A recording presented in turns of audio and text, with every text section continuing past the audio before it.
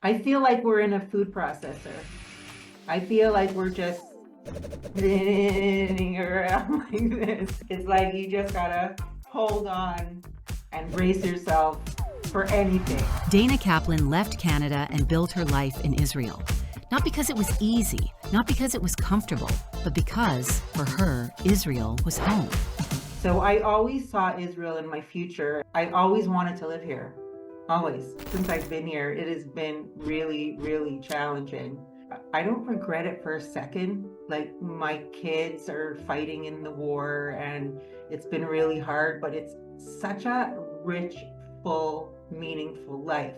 I hate the fact that we rely on the United States.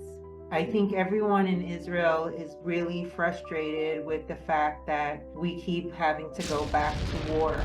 We really want everything to be finished up with. These constant cycles of going back to war. It's like enough is enough. We kind of feel if America didn't have so much say, then we would be able to do what needed to be done here. This is Dayna Kaplan, host of The Dayna Show, on choosing Israel, living through war, and why Jewish life still has meaning.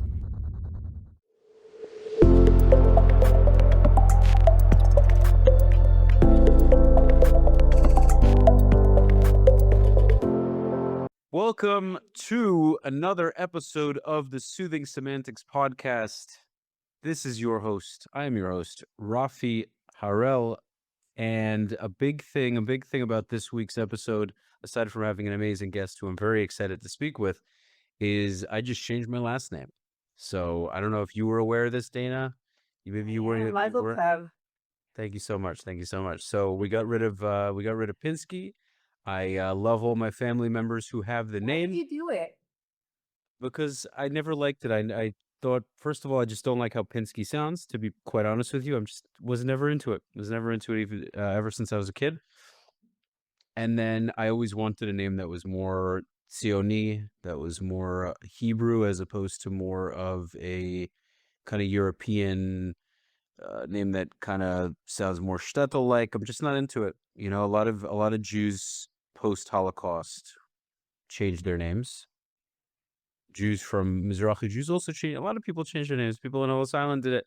And it was just something I wanted to do. So you know what I did? I changed it because I felt like it. So here we are. Okay. So that's Well, good luck what with we that. did. Thank you. Thank you. Yeah, it feels good. It feels good. I thought about doing it for years and I just was like, I don't know, should I, whatever. And then here we are. So it feels right. Guys, make sure to smash the like button, leave your comments, subscribe to the channel. Also, go subscribe to the Dayna Show because she's also a podcaster, as you can see in her background.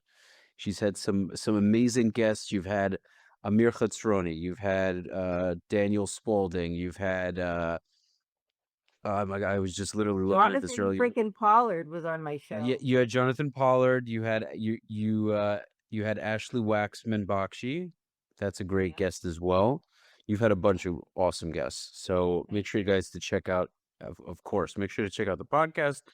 Follow me, Rafi the Realtor, for all of your real estate needs in South Florida. And without further ado, thank you for joining me at 2 a.m. Miami time, 9 a.m. Israel time. Yeah, I totally chill. This is a perfect time for me. Okay. Well, it's a perfect time. It's a perfect time for me too with the Celsius. So, wait, Wow. did Celsius get to Israel yet, or is it not a thing? I don't know what that is. It's this sugar-free energy drink. It's pretty solid. Yeah. I don't It is so know. big. I kind of gave up on caring about American products, Like when I first came here, I would go back to, well, I'm Canadian, so I would bring suitcases full of all the products I love. And now I'm just screw it. I'm just going to deal with what I have here and I'm doing just fine.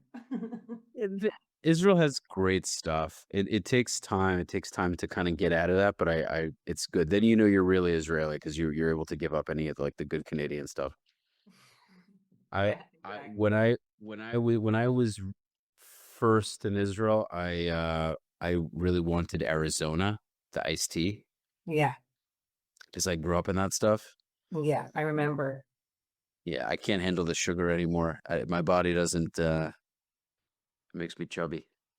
Can't do it. But I love that stuff. All right, so we're gonna start off with what caused you to make the move, Dayna.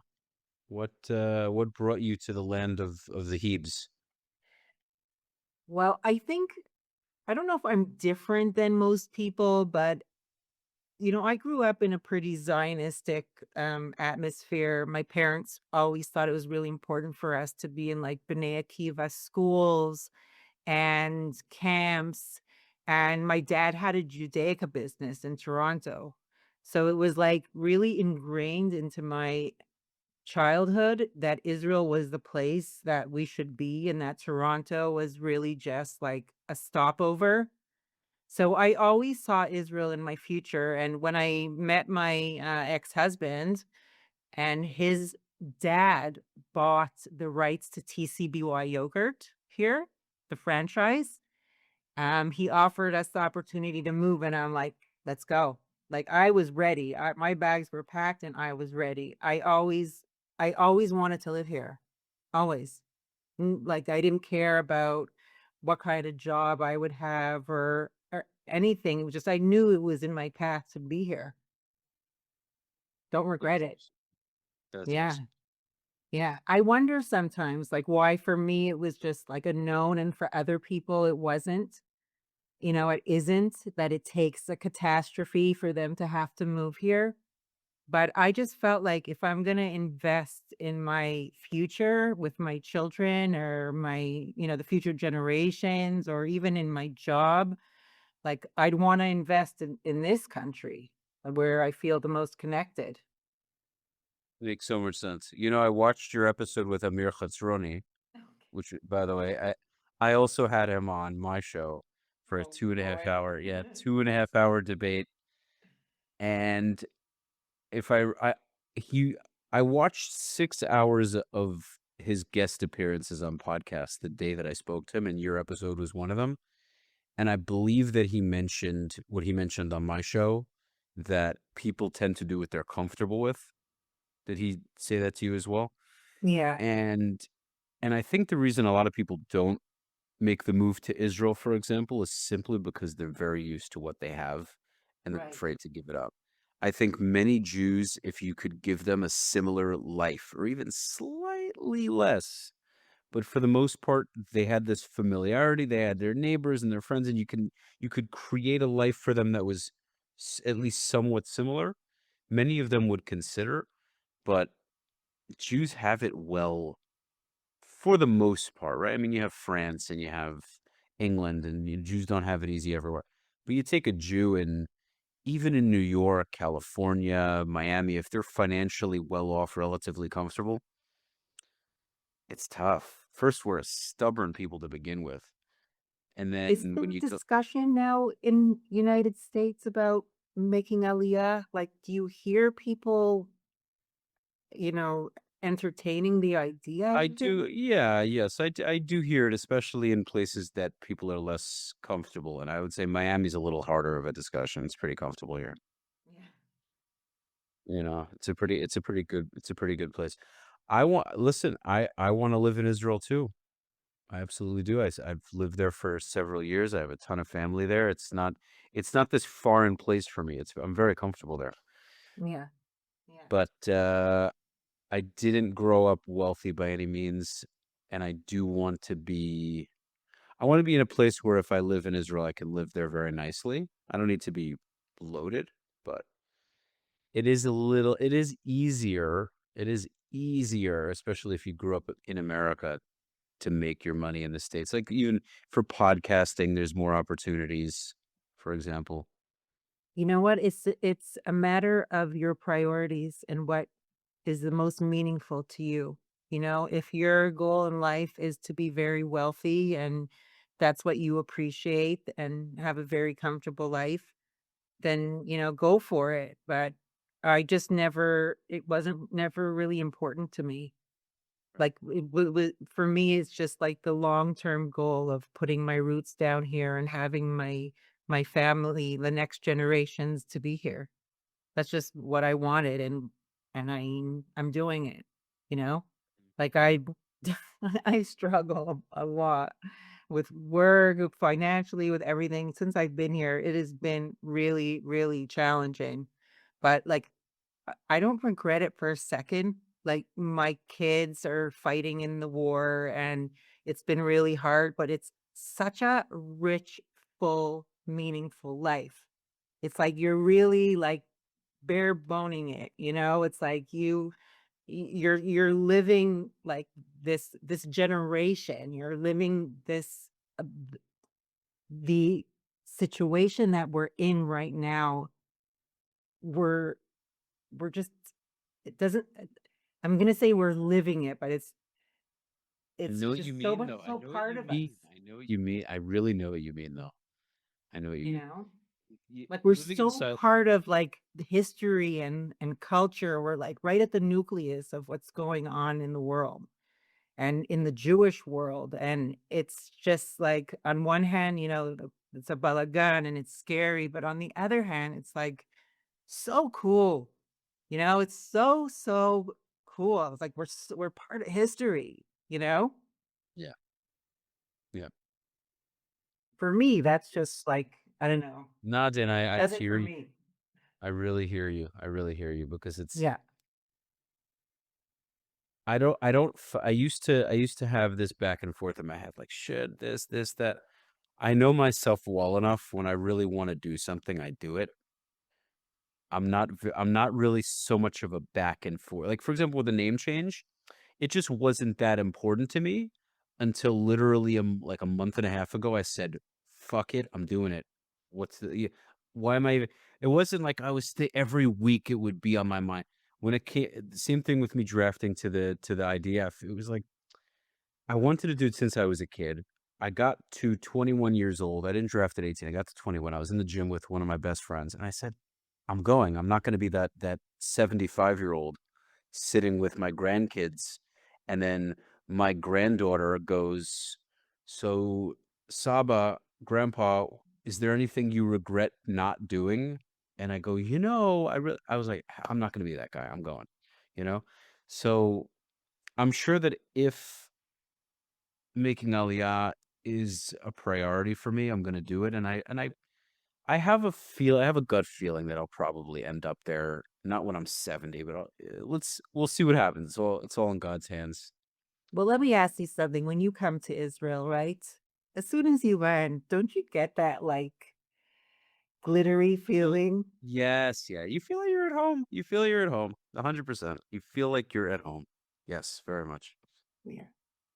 Okay. Yeah, because you are. That's the truth. You really do. You really do. You get to the airport and you just, oh, they're everyone's me. It's like they're me. They're my people. As you feel, that's how you feel. Yeah, it's a really special thing. Yeah. It's a special thing. Um, so shift it. I can talk with you about this all day, but I want to get into I want to get into other topics. So the next one, your decision to start the podcast and what you've experienced from speaking to the various people, like what got you to start the Dayna Show? Oh, how personal do you want to get? Go on. Uh, I mean, about my guests, dude. Okay. Well, the reason I started the podcast, first of all, for many, many years, I've wanted to start a podcast. I used to be a cleaning lady and I used to listen to podcasts all the time, and it saved my life. I really loved it. And I said to myself, one day I'm gonna do it. And when October 7th happened, and I realized that every dream that I ever had, if I don't do it now, I might not ever get a chance to do it. I'm like, you know what? Fuck it. I'm starting a podcast. Mhm. So there was a studio rental here in Modi'in where I live. I went there, did a couple of episodes, and then I just started to go around interviewing people all over the country with just my phone and like Bluetooth speakers. And I really, really loved it. And I feel like, especially in Israel, what helps people get over the negativity is unity. And not just like, we're on the same page, but we're all human. We're all the same. We're all people. We all come from the same source. And so when you talk to different people, especially people who are really inspirational, who've done some really serious like advocacy in their life or other things as well, it lifts you up and it gives you like a sense of, we're all in this together. And I just want to bring as much positivity like to the internet from Israel as possible. I want to focus on the positive stuff here and not on the negative. So I bring people on who do like amazing things, and it's been for me a huge learning experience. You see these people who their life is just advocating for Israel, and it takes a toll on them, but they give you some really good lessons. They inspire you to like push yourself, and it's changed me a lot. It's changed me a lot. You mentioned like Amir. Um, when I invited him onto the show, so I told him right away, I'm not having a debate with you because you and I will never agree on anything.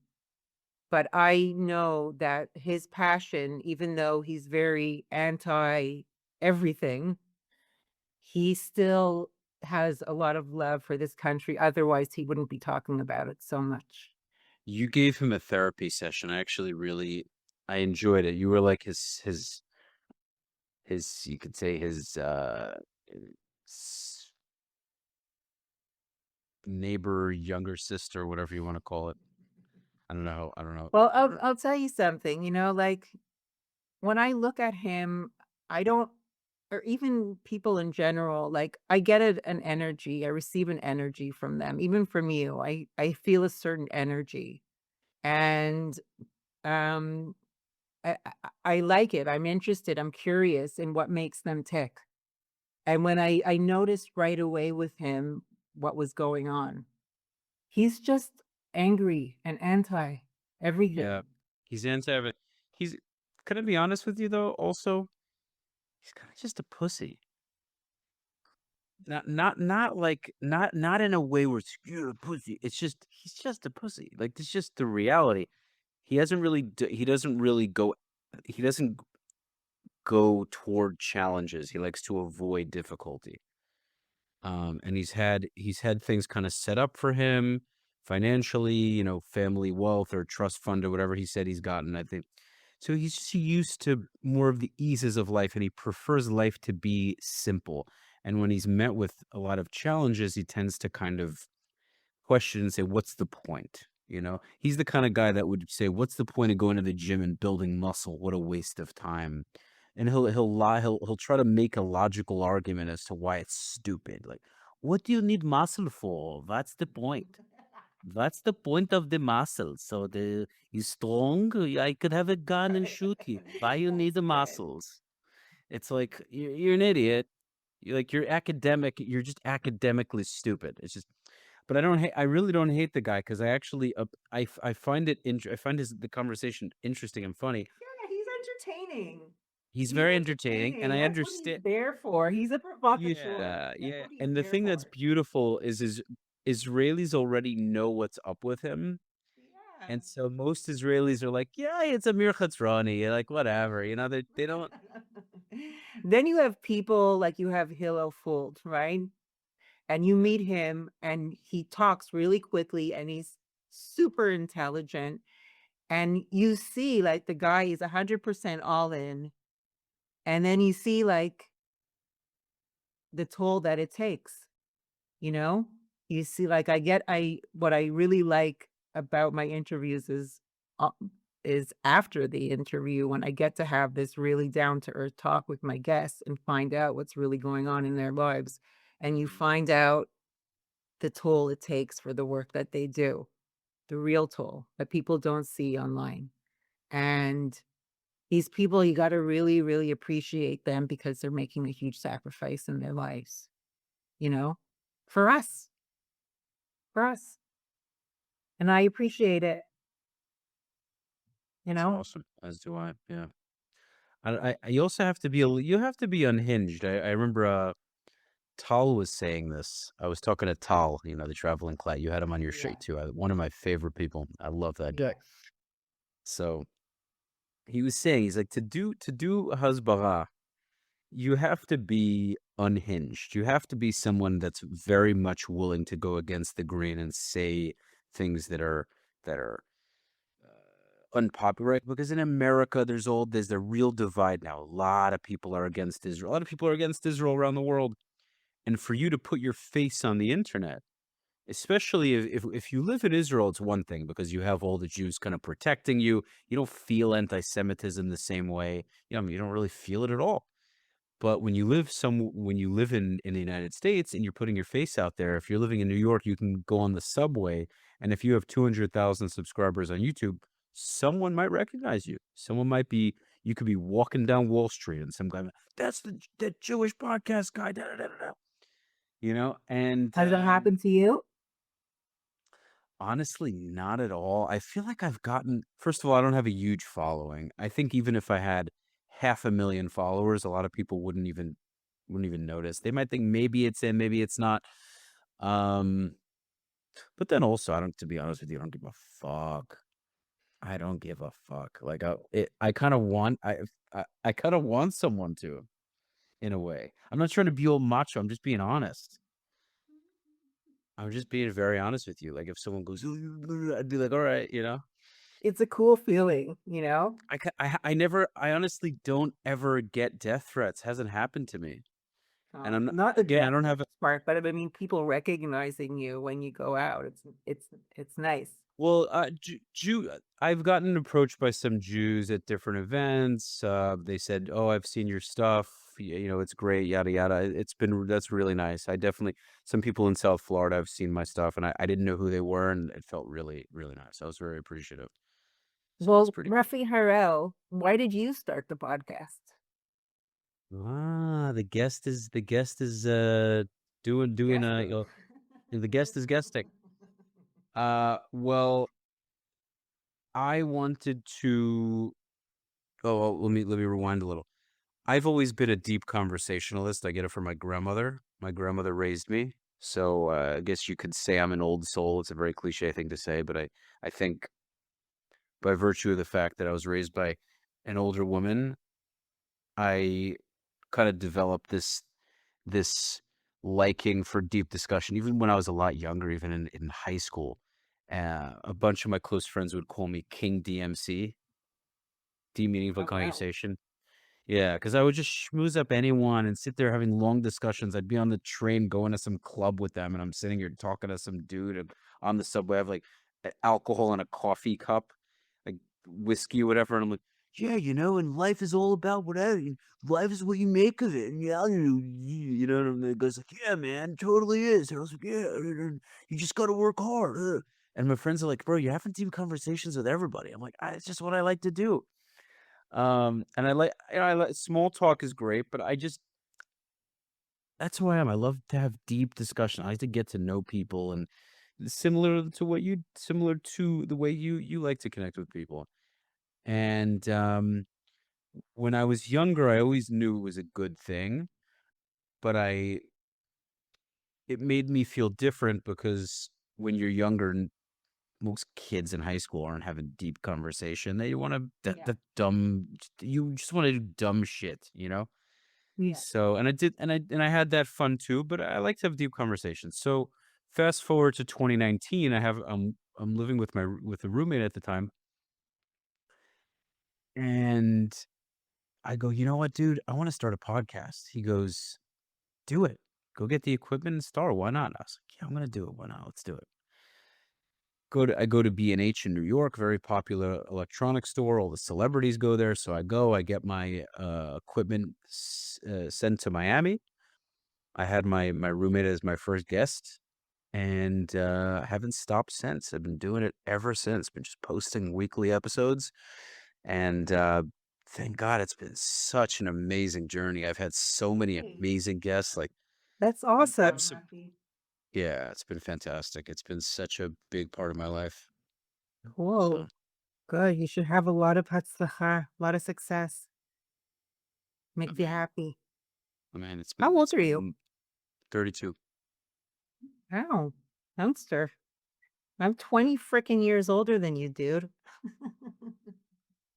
If you're 35, that's 3 years.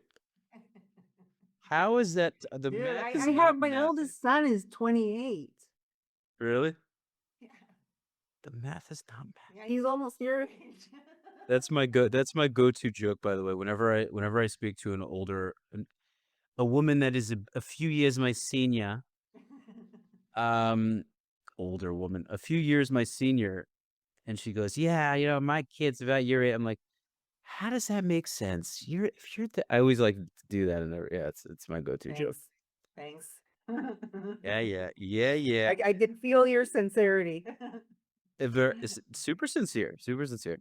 So both of us do podcasts. I really like this, by the way. I've done this. Who have I done this with? Very few times, mind you, with actual, like, I've done this with other many content creators, but doing like a podcast collab, it's pretty awesome. Yeah, And I like it. right? And we're both good at this, so it's very fluid. I knew it's really fun to do it with another podcaster. Now, okay, what are your thoughts on Israeli society and how they're handling everything going on since October 7th? Because you mentioned to me that it's been a wild experience living in Israel. It hasn't been easy. So I feel like we're in a food processor. I feel like we're just spinning around like this, and then right. sometimes we stop, and then we just keep going around it like this again. It's like you just gotta hold on and brace yourself for anything. I just want to interject. It's the truest thing, but what we haven't gotten up until now, I think, is that there's so much pressure right before everything gets better. So I remember there's this very successful real estate broker, Ryan Serhant. Have you ever heard of him? Of Right. course. Yeah. So I actually had a bunch of. Do you know Ryan? Or are you just joking? Okay. I watch his Netflix show. Oh, so by the way, I had a bunch of the Owning Manhattan stars on my show. I had 4 of them. Get out. Yeah, I had Jordan March. I had what's her name? Jessica Markowski. I had oh my God, I'm forgetting their names already. I had four of the Owning I Manhattan. love those shows. I love Selling OC. I love the Manhattan Show. I think they're fascinating. Oh yeah, I had Niall. I had Niall Lundgren, the bald dude. Cool. And I had the Jewish girl. What the heck's her name again? Yeah, forget the Jewish girl. No, but you know who I'm talking about. Well, there's more than one. I mean, anyway, I'm forgetting their names. It's Okay. 2 a.m. here. Anyway, so I had them, but the point of what was the point I was bringing back? He said you had Rice or Ann on the show. Oh, Ryan Serhant. Ryan Serhant had this amazing analogy discussing difficulty in business and difficulty of life in general, and he's talking about being in a raft, paddling through rapids, and it's crazy, and the water's crashing against you, and you might flip over, and it's so intense, and you have to use all this muscle to make it through. But if you can keep paddling and keep going, you eventually end up in this beautiful open water, and everything's blissful. But it took those crazy rapids to finally get you to the open water. And so Israel needs to be able to endure this turbulence. The Jewish people in general, whether they're in Israel or outside of Israel, need to be able to come together and endure the turbulence and finish what we fucking start. Because we're getting so much pressure. We're getting news news is talking about how Israel's losing against Hezbollah with the drones, and Israel can't defend it, and they're losing Hamas and this, and Israel's doing this, Israel's doing that, and the Jewish people and the book are running the world and running Dan Bilzerian. There's so Candace Owens. There's so much pressure, and a lot of Jewish people can't handle it. Can't. It's too much for them. And to me, it's so clear. None of this smoke and mirrors bothers me at all. I just see right through it. It's like, this isn't tests. God needs us to just continue to move forward, and we need to finish the wars. Like we need to at least get to the Litani in Lebanon. We need to pressure Hezbollah to the point where they cannot attack us anymore. The ideology, no, you can defeat them militarily, but then you have the issue with the ideology. But similar strategies with Hamas, with Hezbollah, Israel needs to be incredibly strong. They need to have a very, very strong stance that they don't waver from. And if we keep fighting wars and then we backtrack and then they regroup again, we keep fighting these cyclical wars over and over and over and over and over. We need to become fully independent militarily. I know Bibi has a 10-year plan. This has to happen. Has to happen. If America wants to be our ally, they can do so via trade. They can do so because they feel it'll benefit them. But when we have this reliance on American military equipment, they can tell us when to stop wars, when to conduct ceasefires, and it shoots us in the foot. It's a big problem. We need to finish what we start. There's just it's so clear. So I hate the fact that we rely on United States. I hate it.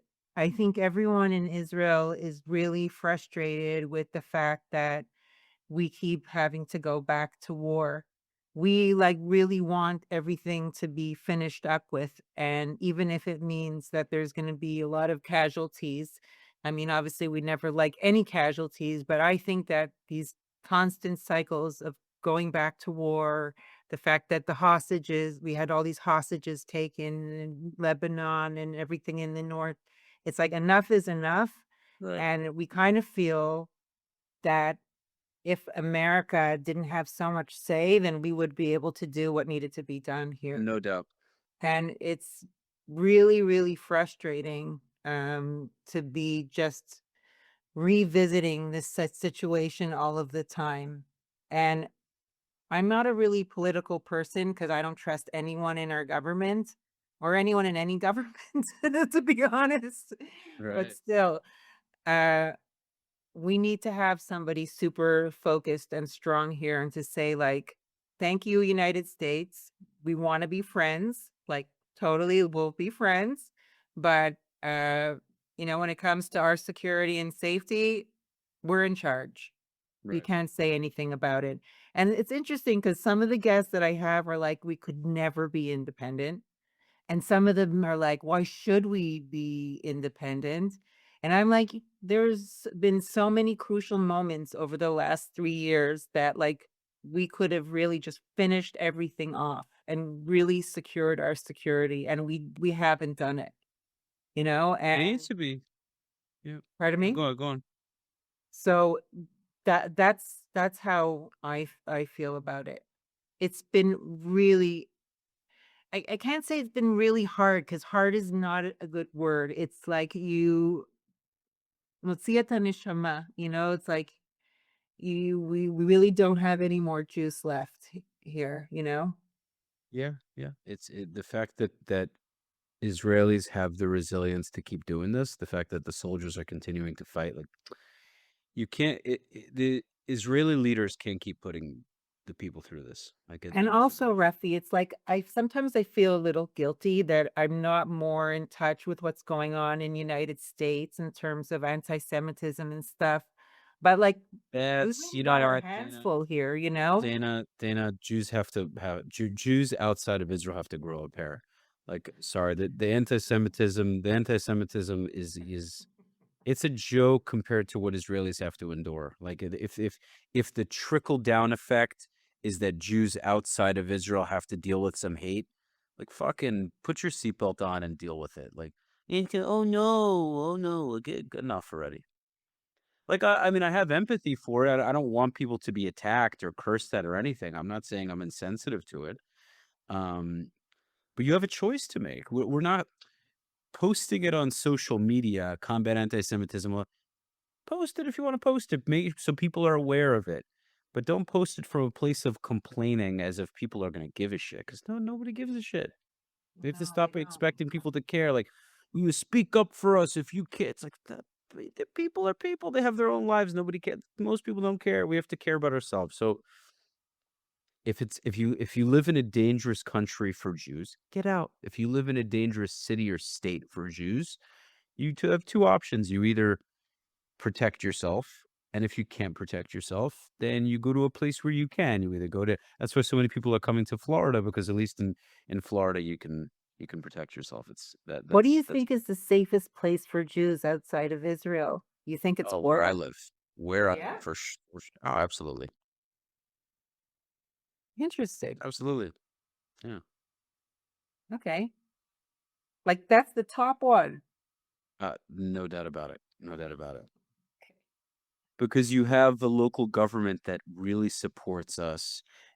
The Jews, I mean, there's so many Israelis here. There's so many Jews that carry.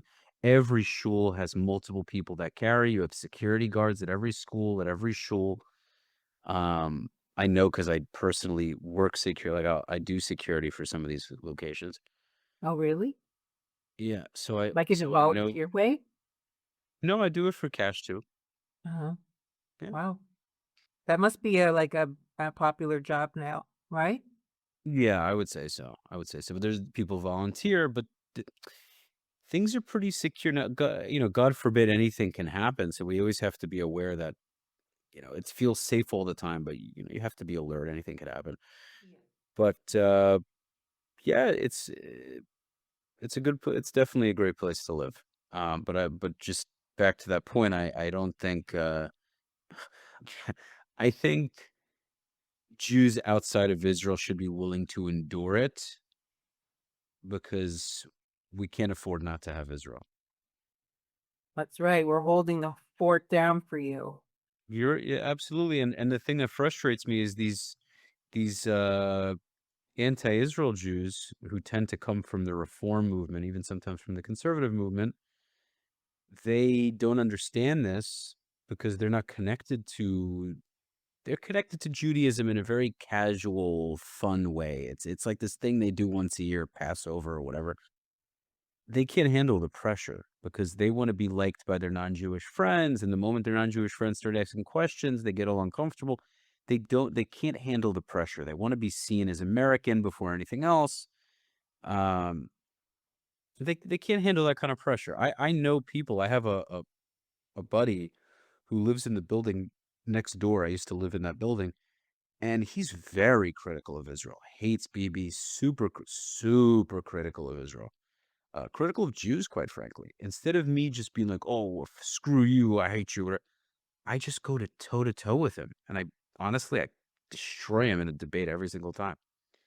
And he's a good dude, and we're cool, but he's entitled to his opinion. Now, Exactly. like, Everyone's allowed to have an opinion. I feel though like most of those people have never even been here. They don't even know what it's like here. They Right. don't know, you know, they just use the information that they receive in the news or whatever, and I don't value their opinion, you know? I just don't. A lot of people in the United, like I'm sure there's a big populate. Most of the people there, they don't care even what's going on in Israel. You know, you guys, it's in your news all the time. Like if you're not affiliated to what's going on here, isn't it annoying to see Israel on the news all the time? yeah, it's crazy. It's on the news all day. I mean, I follow it religiously because I care, and it's also relevant to what I talk about. And also trying to bring this point home. I've been doing this for years. It's like, stop making dumb decisions. And thank God it seems like we're finally making good decisions, but it's like I've been pushing these ideas, like the death penalty is a great idea. Yeah. It's Like, it's why about do we have, time. I mean, that should have been like that, legalized why right aren't we away. making, oh my God, we have to stop these hostage situations. Enough already. Enough. It's like the only, we are the You know what smartest though, people. We're Rafi, like, Rafi, even with the death penalty, even with everything, it's still gonna happen. It's never gonna end because the mentality from their side, they don't have the same value for life. I don't know, They but it's don't also our care. fault. If the penalty is dying, then they'll be like, easy. No, but it's gonna no. But the thing is if we get rid of them, if we give them the death penalty soon enough, you have less people to bargain with because they want people. They want people to bargain. Now they might just kill them instead of kidnapping them. But the reality is our issue is we're too merciful, meaning we have too much Rahmanut and we want to save Yeah. our people, which is a It great thing. doesn't mesh. It really No, doesn't mesh. but the thing is we need to eventually set, and this is very hard for me to say, but we have to create, de-incentivize the idea of hostage taking. So there's two ways to do that. First of all, you don't take prisoners, you kill them. Secondly, you stop negotiating. Now that's very tough, and God forbid if we have another hostage situation, whoever's in charge at the time is going to be a very hated man or a very hated woman, but they're going to have brass nuts and say, for the greater good of the Jewish people's future, we can't agree, or at the very least, we can't agree to a terrible deal. Like, we're not going to trade 1,000 people for 5. We're not doing that anymore. And I am willing to be, if let's say it's Yaron Shmueli, I'm just making up some Israeli sounding name. Yaron has to get up on the podium and say, I understand I might be the most hated man in Israel after this, but this is what the Torah says to do, and this is what I understand to be in the best interest of the entire state and in the future of Israel, so that we don't sacrifice more soldiers and more Israelis in the future, and we stop this cycle from happening. I'm sorry to the parent. Like, this is something that's it takes a person with humongous balls. Well, because Okay? the reason But that it it's but takes it's someone with humongous balls now is because we never set a precedent from the beginning. And it's just like when you're raising children or you're disciplining right. and you have to set borders. If you let something go amok, then it's going to be a much bigger problem to fix. And we've let it get to such a bad level that like on October 7th, when 250 hostages were taken, we couldn't do that. We couldn't be like, you know what? We don't want them back. We couldn't do that. It's almost like too late, but they have to have some kind of plan where it's like, you take hostages again, we're not going to fight to get them back. That's not going to be the leverage anymore. Somebody has to put their foot down and be like, we're not going to get into this negotiation anymore. It's not a Another useful thing, tool for you. It's not going to work. 100%, 100%. Or another thing is that you have to the response to taking hostages has to be so brutal, or the threat of it has to be so brutal that they're like, all right, you literally shut off all electricity. Everyone's complaining, oh, starving. Give us back the hostages or else. And the thing is people are not gonna, they're gonna call a bluff. They're gonna be like, Israel's not gonna pull through with it, too much pressure. If Israel was incredibly hard, really, really hard from the beginning, and said, we're not giving you back 1,000 people. We're not doing it. We are literally going to come in there and blitzkrieg Gaza like from the beginning. Now, again, it's easy for me to say so on a screen. I'm not the one making the major decisions, but I just understand that it's going to take these kind of decisions for these things not to happen again. This is just the reality. It's gonna take a leader that's able to articulate this, but also accept the backlash, the hate, the world is gonna yap and yap and yap. This is something I realized from an individual level, a country level, tribal level. The world, one way or another, is gonna have something to say. They're just gonna have You know something to what's say. so We funny, can Rafi, is cure that sorry. cancer. We could the Jews can cure all kinds of cancers tomorrow. Israel could come up with 20 cancer cures tomorrow. People will appreciate it. They'll take the vaccines and they'll give us the finger as they're getting shot with the vaccine. This is just what it is. You know what's so funny is that like the image of Israel is like that we're like the aggressor, the oppressor, we're the colonizer, and like it's exactly the opposite. We're like the biggest pussies. We don't do anything. It's like we're always like holding the gun, but should we shoot? Maybe not. You know, it's like, and the opinion of Israel is exactly what we should be, and we're not. I You know know? it's so funny. It's like I like the reputation. Listen, Israel's a tough country. You do have well-trained soldiers. It really is an amazing place. But if you gave our military strength to one of these neighboring Arab countries, oh my God. If you gave Hamas or Hezbollah what Israel has militarily and technologically, they would be brutal. They would have annihilated us. Are you kidding me? Oh my God. And they would do it in the most brutal way. They would just wipe us out. Oh my God, you give Hezbollah F-35s and all this AI technology and robots and the training of Israel's like, What does you do? no, we have to send the leaflets. We got to be careful. There's like a guy eating a bit. I'm telling you, know what it is? You know who's really running Israel? This guy like Lenny Bernstein. He's sitting there with like an everything bagel. And he's like, BB, we got to show restraint. It's a little, this is not the Yiddish way. He's like, and BB's like, Lenny, I mean, we have to be a little more strong. He's like, strong? We don't need strong. That's he's really he What did you consulted do in Lenny. the army, Rafi? I was in Kfir. So I was actually in Netzach Yehuda, the Nachal Haredi battalion. The one that's Were you Haredi? No, honestly, I just went there because I heard it was a very right-wing unit. It was the unit that the Biden administration tried to sanction and all that jazz. Oh, okay. Yeah. Okay. Yeah. How long did you serve? I was a lone soldier, so I did 1.5 years. Oh, beautiful. Thank you. Thank you for your service. I appreciate that. Thank you, Dayna.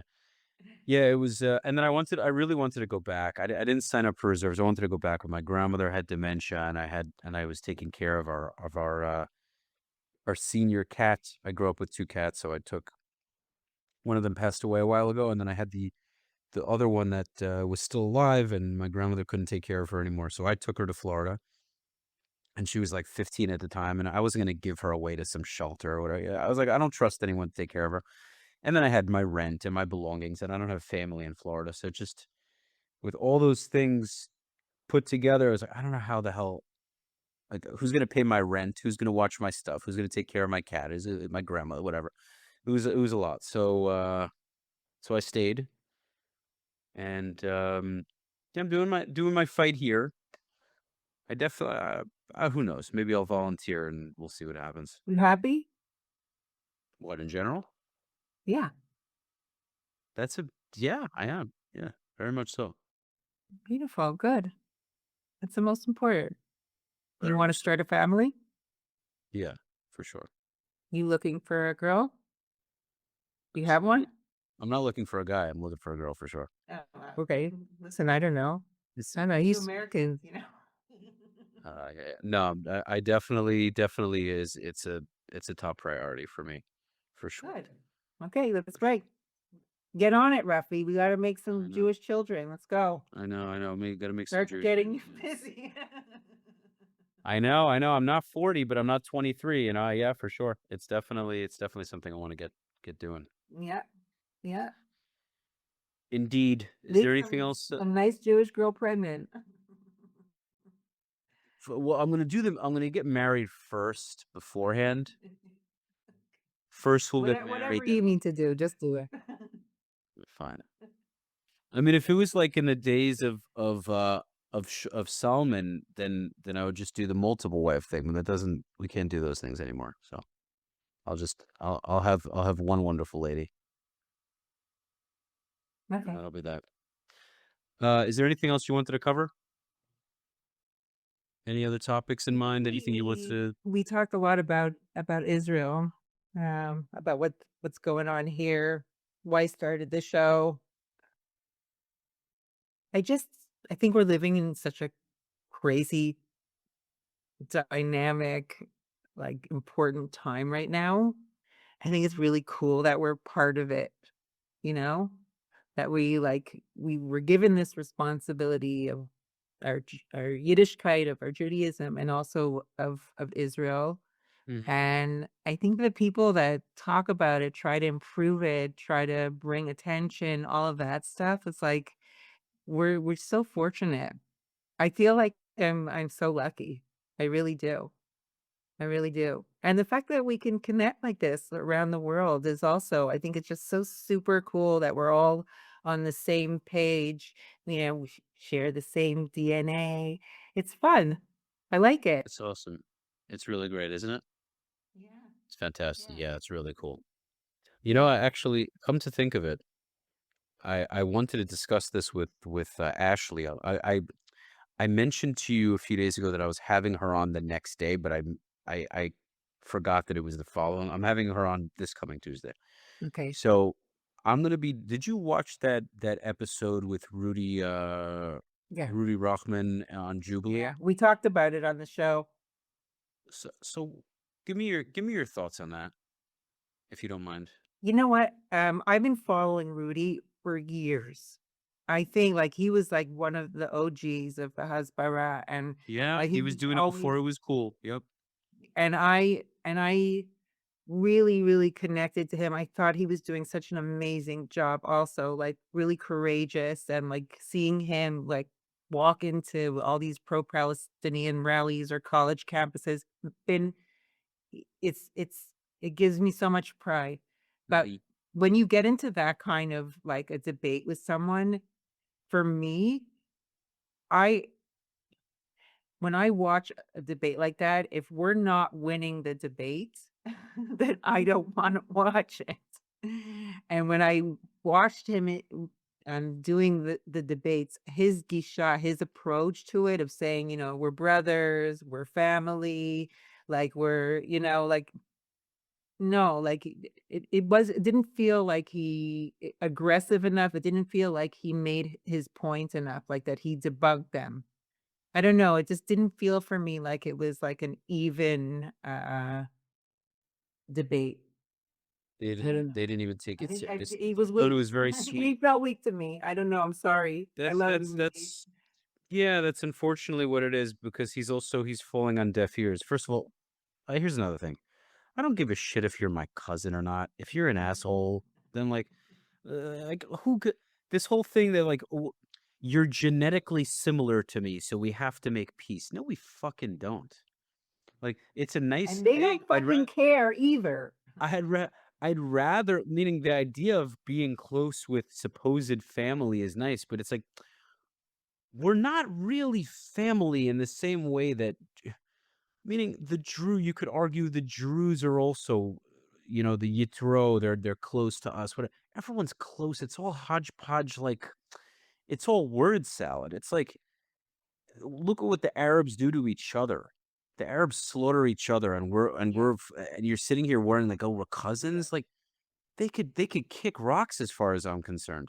If they want to make peace with us, great. I'm open to it. But if they're bent on destroying us, I don't give a shit if you're my cousin, my sister, you're trying to destroy me, then we have a problem. Like Yeah. they think unfortunately what he's saying falls on deaf ears. They're looking at him and they're like, "Homie, I ain't your family. And I don't give a damn." And he keeps trying to say it over and over and over again, and they just don't. He brought the sudra and they're making fun. It's like another thing also is he doesn't know how to troll. So the thing that, for example, Tal, and I don't want to toot my own horn again. I don't have the kind of following Tal has, but I know I have this ability to do it.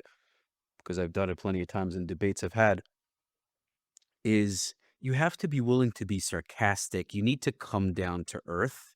You can't be too rigid because you miss out on a the potential to really connect with the person. And the way you really connect, especially man to man, even if you're debating with a so-called enemy, is the ability to poke fun at them, to throw jabs at them.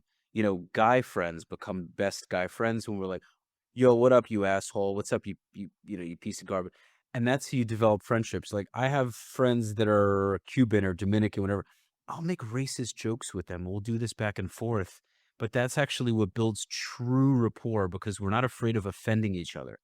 So if I'm making Palestinian jokes, even if I'm debating some guy, we're having a serious debate, but he starts throwing these kind of condescending, passive aggressive remarks, instead of me trying to play off this like really cordial, mature guy, I'm going to throw some jabs at him. Show him like, dude, I'm just a guy from the block, but I know things, but I'm not trying to be this guy living inside. So I think I say this all to say that I have a tremendous amount of respect for Rudy. He's been doing this long before it was a thing. He served in Gaza, he served in Lebanon, maybe he served in Syria as well. He's been doing so much for the Jewish people, and I commend him for it. With that said, I don't agree with all of this stuff about the lost tribes. I think it's quite frankly kind of ridiculous. The whole Africa is not Jewish. Like, meaning, are there some Jews from Africa? Maybe, like the Ethiopians for sure, but like he's pretty much trying to convert all of Africa to Judaism. Like he's basically proselytizing. You know what, Rafi? I just think it wasn't the right format. You know, I'm not trying, and I I'm don't not think the trying to right I'm setting. not trying to shit talk Dayna. I'm just being honest. Like I would have this conversation with him as well. It's not like I'm saying it behind his. I would have him on and talk about it with him. Yeah. It's just not. We're not getting anywhere with that kind of rhetoric, and it just needs. It's not going to work. Like Yeah. Talia, that girl, Talia, Yeah. she does an excellent job. You Yeah. need to put your boot in their face. Yeah. Like you need to sometimes you need to troll them. You need to come at them really hard. You Yeah. need to come at them with facts, but you do it in a way that's just super it's just Yeah. there isn't a whole production about it. It's just like you know what I mean. You know what I mean. And that's the way forward. And we've been doing Hasbara so wrong because we're always justifying. But we're family after all. Who gives a fuck? It's just not doesn't work. Oh, you're right. You are family. We love you, Israel. Oh, I didn't think of that. You're right. What was that song? Kumbaya. Oh yeah, let's sing that. That's great. I love that song. Yeah, it does. No. No. We're getting ready here to go back to war again with Iran. Yeah. Like we keep getting notices like to be ready. I mean, right now, my studio's in the bomb shelter in my mamad. So it's like It is. It's in the basically moment. just in case. But they say that things are gonna start heating up again. So by the time this comes out, we might be like Were you talking about full with speed Gaza? ahead. Where you Hmm? well, which war specifically with who? With Iran. Yeah. Yeah. I mean, the Iran missiles are really scary.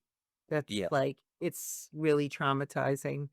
I think some Israelis try to hide the fact and they just go in and out of the shelter and continue, but it's impossible because you hear the missile in the air coming closer to you. And It's Petru. that It is must be just yeah. so intense.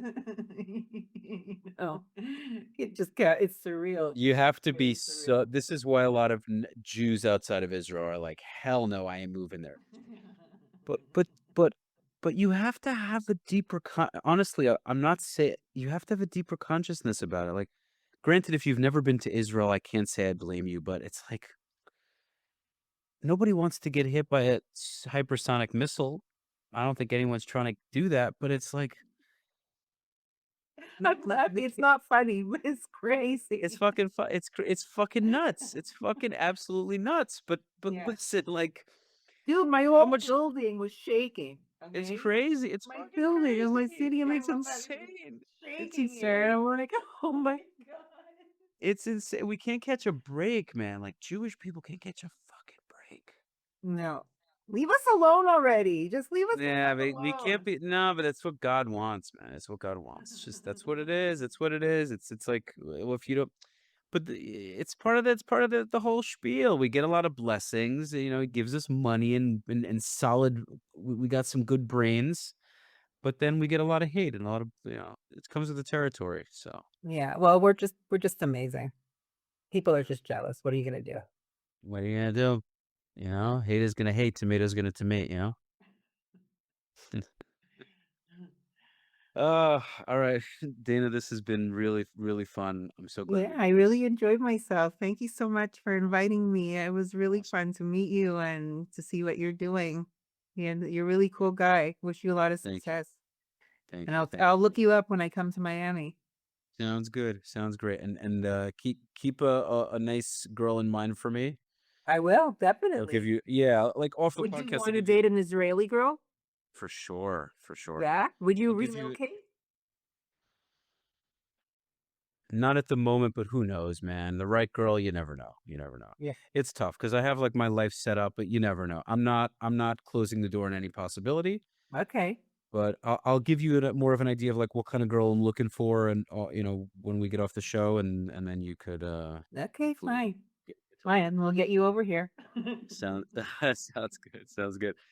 Ladies and gentlemen, this has been another episode of the Soothing Semantics Podcast. Make sure to subscribe to the channel, leave your comments, go follow the Dayna Show on YouTube, follow her on Instagram, Hey, everyone. and Love you, you see. Sorachai. I'm Mishra, and I will see you on. Hopefully, we'll see you on the next episode. Peace.